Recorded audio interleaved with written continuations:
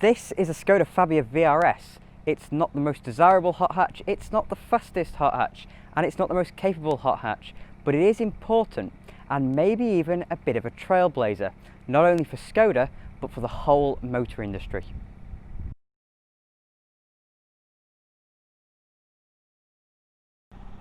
If you didn't know already, the VRS is a diesel hot hatch, and while it isn't the first diesel hot hatch, the things like the Peugeot 306D Turbo spring to mind, but as far as I know, it was the first standalone diesel hot hatch, which was a big deal back in 2003.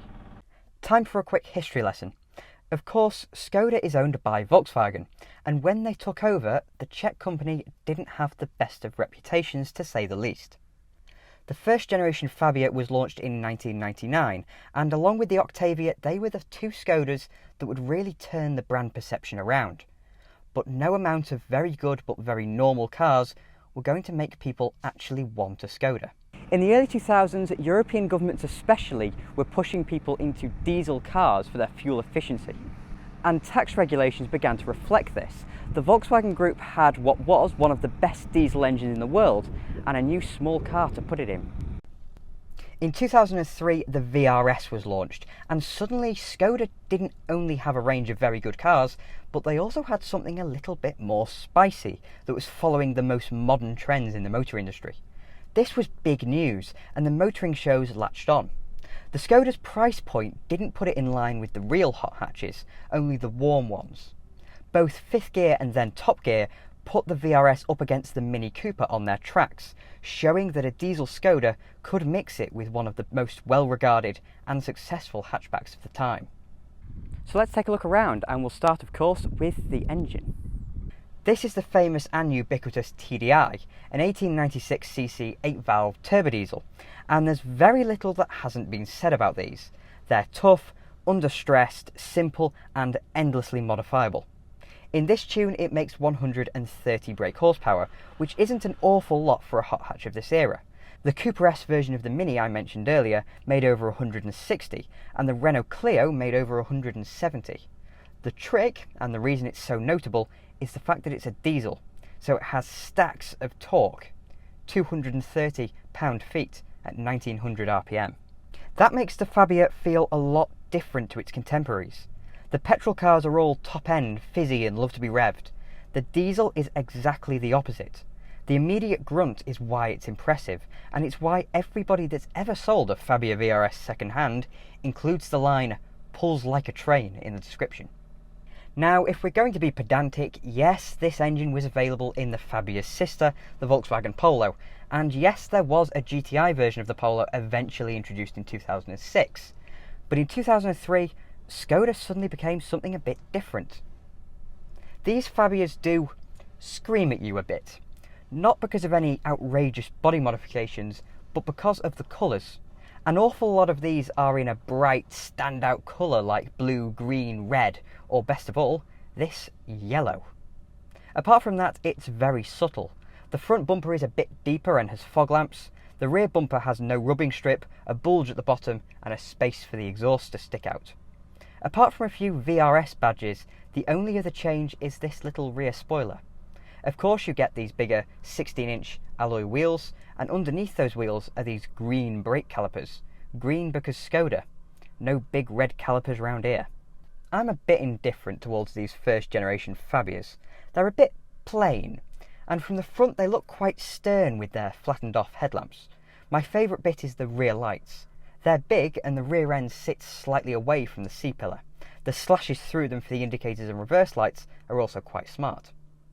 This shape was a bit of a departure from the Felicia it replaced, but you know they did a decent job of creating a Škoda identity, as you can still see some design cues in the current Fabia. Now inside it is very clear that Škoda is Volkswagen's more budget marque, shall we say. The material quality from the Polo isn't quite here, and it is very, very plain, but you do get a few accents for the VRS on the gear lever, in the dials, and you get these snazzy pedals. But it majors on usability.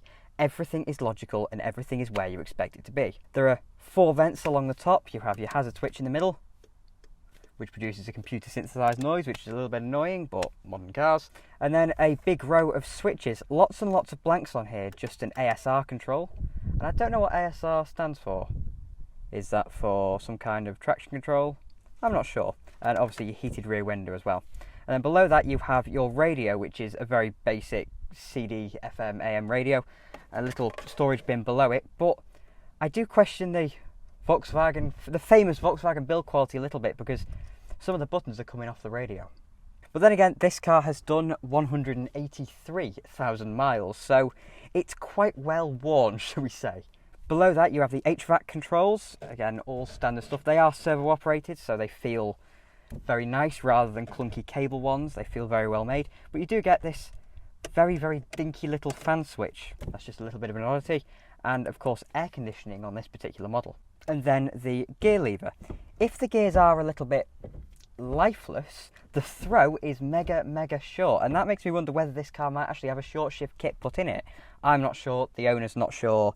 These cars are the kind of cars that are modified, so it's very possible, but the throw is very short. I quite like it, even if the gears themselves are a little bit vague. No, not vague. There's not much feel in there, but the throw is very short, and it's quite a nice stubby little gear lever to use. Going down again, there's another tray, and then curiously the 12-volt socket is here in the middle, which is just a bit of a weird place to put it. You'd expect it to be down here or something, but there you go, that's where they put it. The lights are of course by the door here, as you'd expect on all cars. Cheap plastic buttons everywhere, but they all feel very well put together, so there's nothing wrong with them really. Of course, then you get electric windows in the front, and they've spent the money where it really matters, where you touch the most. The door handle is a nice metal unit, and the thunk when you close the door is a car that's done 183,000 miles. It's not the best indication of the quality of this car, because it does clunk a little bit. Possibly the most interesting part of the interior are these black and white seats. They're possibly a little garish, but VRS, so I think it gets away with it. And also it is bright yellow on the outside, so again I think it gets away with it. These ones are cloth, which I much prefer to the leather you could also get, and they are pretty comfy. The bolsters are quite big. You sit quite low in the car, although yes, there is a height adjustment on it. The seats are very comfortable. There's not much more to say, they're just nice seats. They aren't particularly squishy, they aren't particularly soft, but they're supportive, and nicely so. The driving position is quite good. I'm sitting a little bit too far back here, just so that you lot can get a better angle, but the pedals are right in front of you, the steering wheel is right in front of you, the gear lever falls very nicely to hand, as much as, yep, if I just adjust the steering wheel a little bit further down, that is now absolutely perfect. So, well done Škoda, a pretty much perfect driving position for the size of car, and you can adjust the seat low enough so that you feel like you're in the car rather than on top of it, which is a bad thing about a lot of cars of this size, of this era. The stalks fall nicely to hand. On your left hand side you have your indicators, your flash, your main beam, and also your cruise control as well. On the right you have the wipers, and I know you can't see much of this. You also have a little intermittent switch on the top of them, and of course the control for your rear wiper. They fall nicely to hand, and then right in front of you you have your gauges. As I said, they have little silver accents in them, which are quite nice. Just your standard complement of gauges, so you have a tachometer, a speedometer, a water temperature gauge, and a fuel gauge, and then a row of warning lights in the middle, and then a digital clock and a digital odometer showing that high 183,000 miles. The steering wheel itself is nice enough, the grips are very nice on it. This perforated leather around the side is very nice. It hasn't worn too badly either for the massive mileages this car has done. It feels like quite a nice car, even though the dashboard is quite plain and stuff like that, but everything that you actually feel, everything you touch, and the way you feel when you're driving it is very good. I'm quite pleased. Storage is okay. You have these very small, but you still have them door pockets. You have that ashtray I mentioned before, a couple of little trays in the middle, a cup holder back here, and another little tray behind you. Of course, this tray here, which you can also get some cup holders there, I'm led to believe. But if you did get cup holders there, they would obscure the climate control. Anyway, you also get a little tray down to the right of the steering wheel, a glove box, and the glove box is refrigerated as well, which is a lovely thing to have, especially in a car of this size.